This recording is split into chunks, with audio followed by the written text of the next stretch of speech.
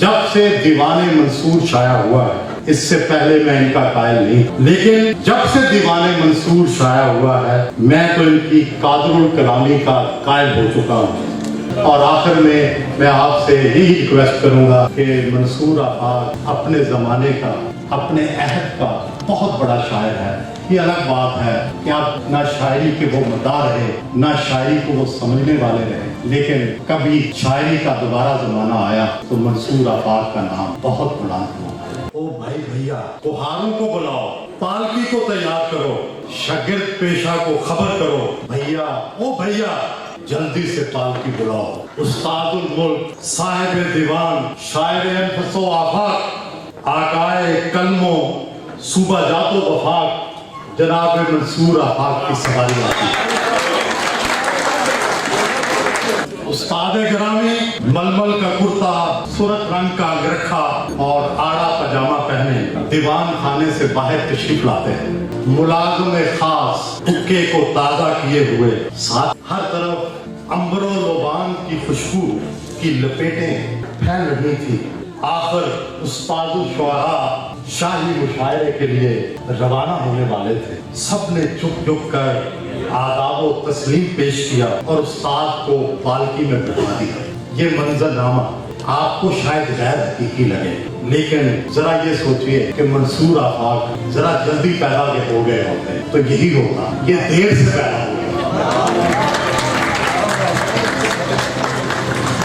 मीर तकी मीर, मिर्जा असदुल्ला खान गालिब या फिर नवाब मिर्जा खान दार ही क्या दौर होता तो मियां वाली के चुगताई खानदान का ये शायर लखनवी और दिल्ली कूचों में अपना सिक्का जरूर जमा। अशार की अदक जमीनों और तंग रदीफ और काफियों को सुनकर हर कोई अपनी उंगलियां हैरत से मुंह में दबाता।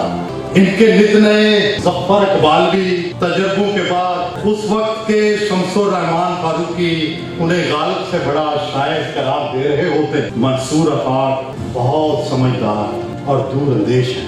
इन्होंने अंदाजा लगा लिया कि ना नवाबाने लखनऊ हैं और ना सलातीन दिल्ली, जो कि जिनके मसाहिबीन इतराए फिरते थे, अब तो आज आके नवाज शरीफ, इमरान खान और बिलावल है जो शेर व शायरी से दूर का भी वास्ता नहीं रखते। मंसूर आफाक ने पाकिस्तानी इमरानियात का जो शाह चुना है वो शायद ही शायर आफाक को सोने में तुलवाएगा।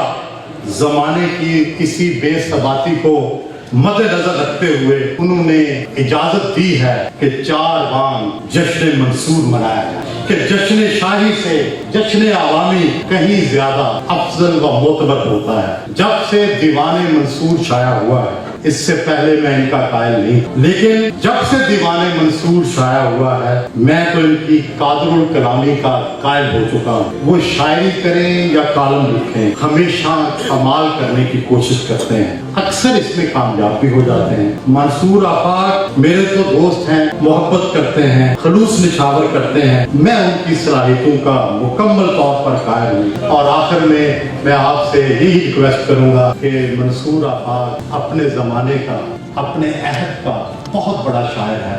ये अलग बात है कि आप ना शायरी के वो मदार रहे, ना शायरी को वो समझने वाले रहे, लेकिन कभी शायरी का दोबारा ज़माना आया तो मंसूर आफाक का नाम बहुत बुलंद हुआ। बहुत बहुत शुक्रिया।